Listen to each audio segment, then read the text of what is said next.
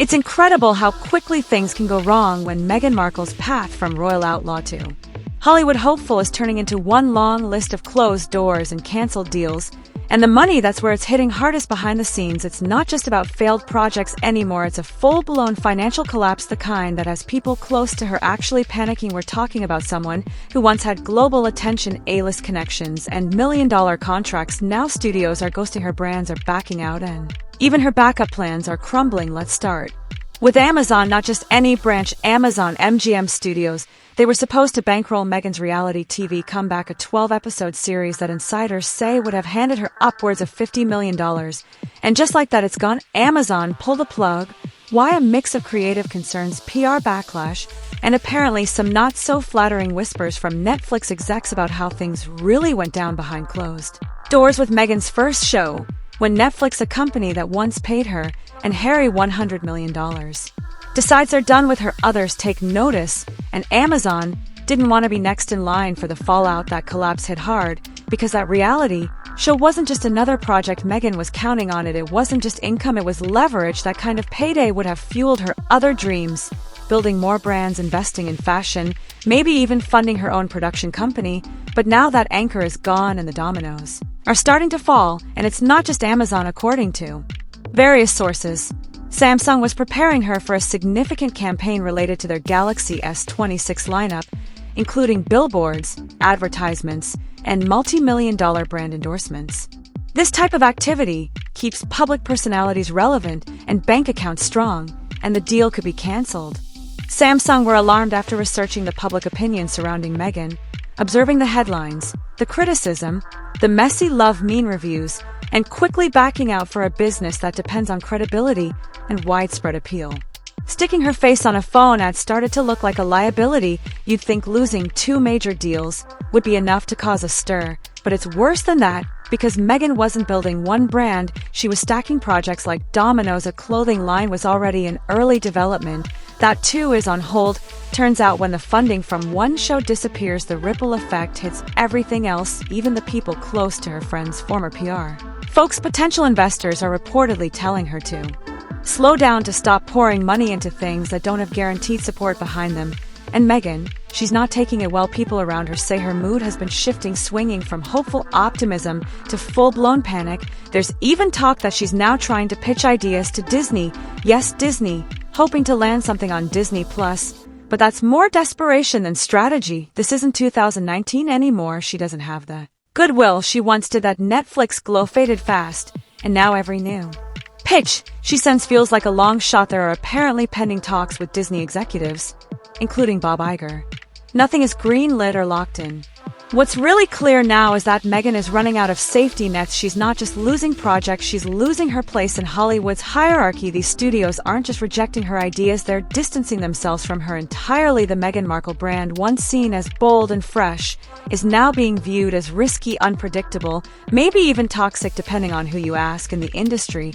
And for someone who built their post-royal image on being a powerful self-made figure, that kind of reputation damage is brutal, especially when it hits the bank account too. She thought she had time. That's the thing. Meghan believed she could slowly build her empire, stacking wins, bouncing from Netflix to Amazon to endorsements like a Hollywood chessboard. But what's happening now isn't slow, it's fast, it's loud, and it's public. She's losing deals in real time, and the press is having a field day. Her team, usually tight-lipped, is suddenly scrambling. The leaks are slipping out. People close to her are quietly backing away. Some of the folks who once hyped her up are now refusing to take her calls. Behind the scenes, the vibe is pure damage control. Meghan is attempting to change course. There has been talk of her funding her own content, including podcasts, web series, and possibly even a new unscripted show that she can host herself. However, the problem with self-funding that kind of content is that it requires real money, serious resources, and trust from an audience that is already tuning out. Producing a respectable reality series from scratch, even for the internet, can run into the millions, and Meghan isn't exactly overflowing with new revenue yet. Rumor has it that she is moving money from various accounts in an attempt to see how far her current income can go.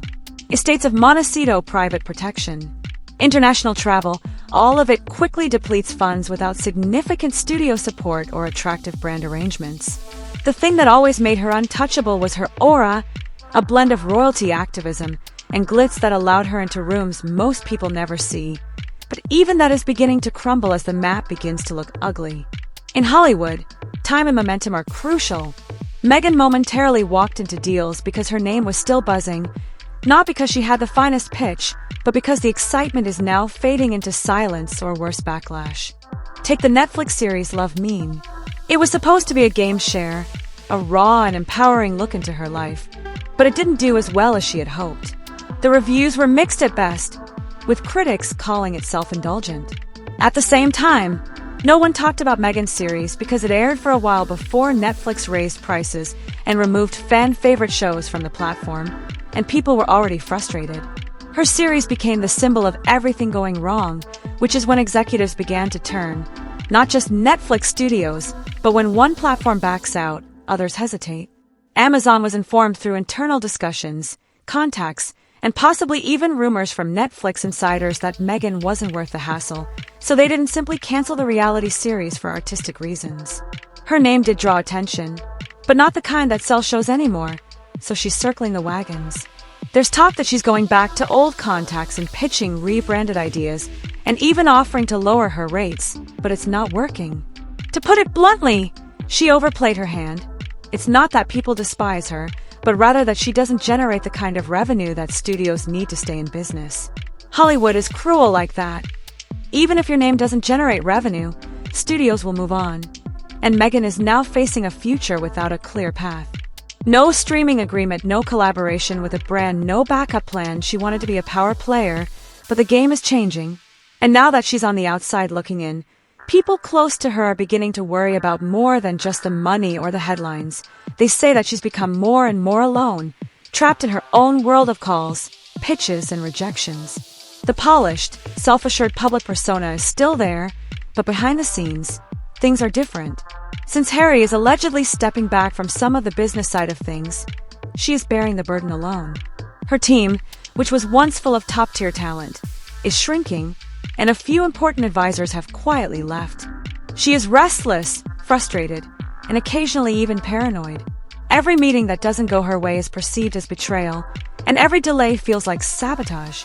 No drama, no public declarations, simply people putting distance between themselves. Some of them anticipated it. The brand Meghan attempted to establish was overly reliant on the mystique surrounding what she stood for rather than the Hollywood work that only gets you so far. And now she's attempting to impose something that is already evaporating. That's the part no one says aloud. Meghan is being ignored, which is worse than being pushed out. Unanswered emails in this town. Lost meetings have been postponed indefinitely. Rejection rarely results in a loud no. Instead, it is accompanied by quiet, and that silence is becoming louder. The Disney pitch may be her last strong suit. She hopes to work with the company to get a documentary series or perhaps a family-friendly project. But Disney has its own issues, including slowing subscriber growth, internal reorganization, and a CEO who prioritizes legacy franchises over innovative personal brands. Bob Iger may attend the meeting, but nobody is anticipating approval. The internet isn't helping because there is just too much risk and not enough return.